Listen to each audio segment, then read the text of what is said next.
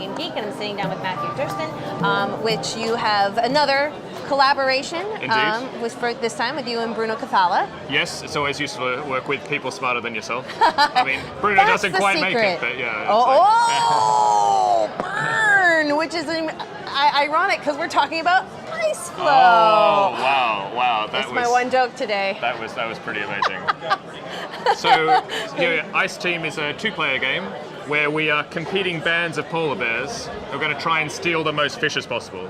But of course, polar bears are quite quick, so we're also trying to race to the end of these ice flows where we know where the best fish is. So we can get some fish along the way, but we're also going to have to get some fish at the end, and we're trying to get the most fish by the end of the game.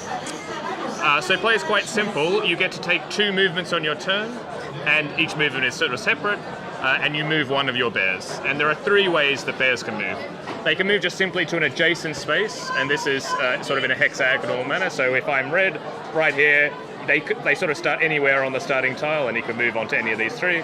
And later on, if I wanted to move this one again, I could just move one and keep going like that. The next type of movement is leap bearing.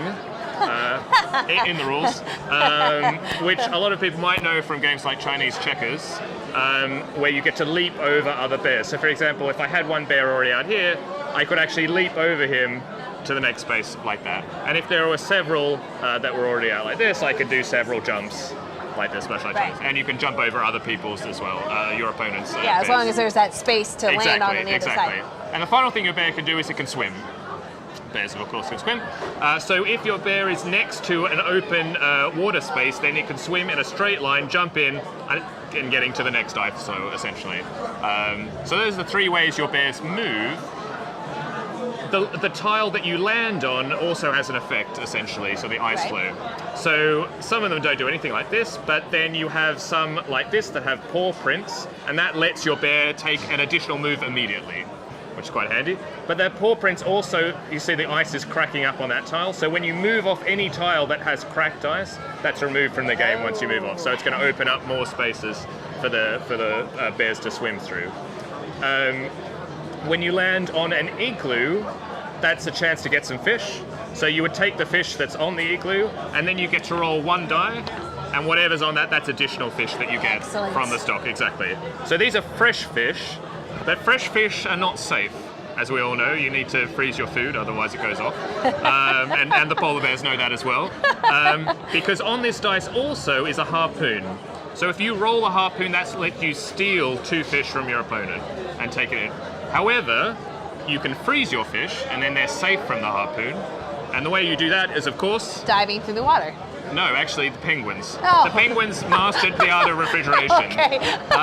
And when you visit a penguin tile, the number of penguins on that tile is how many fish you can freeze, and you just flip it over, and then that's safe from harpoons. I love how you're looking at me like the answer was so totally obvious. I don't want to put the words in your mouth, but I mean, And the final type of tile is a drifting tile, which is this sort of tile with sort of a wake in its thing.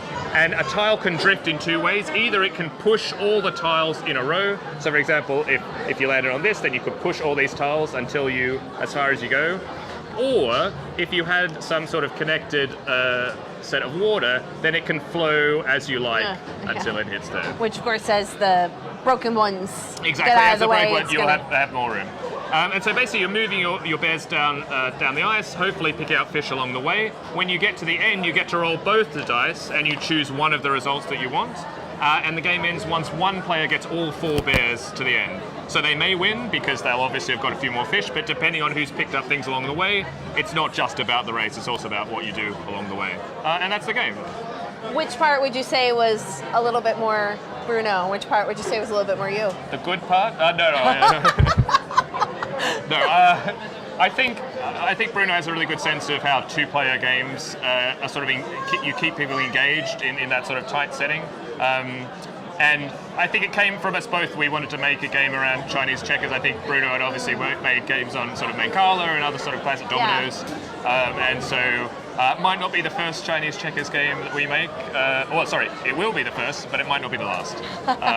So I think I think we like very similar types of games, and it's direct, but with a good layer of strategy. But it doesn't take too long, and it's beautiful and cute. Yeah, So and I think we should highlight that. Like, this isn't any sort of convention cool special piece. Like, this is just no, the this pieces is what you that get are in the game. You know, and you have really great thick. You know, you were remarking before you have great thick sort of double-sided punch ball with the ice.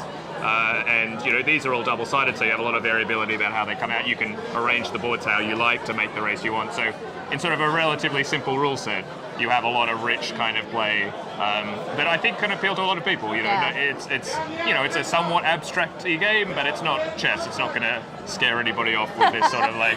And I think that's important. You need to make it accessible to people. So. Well, and I think you kind of already answered this, but I always love asking designers, what was the genesis? Was it a mechanic that came first? Was it the theme that came first? So it sounded like it's for you it was mechanic. Yeah, it's definitely mechanic.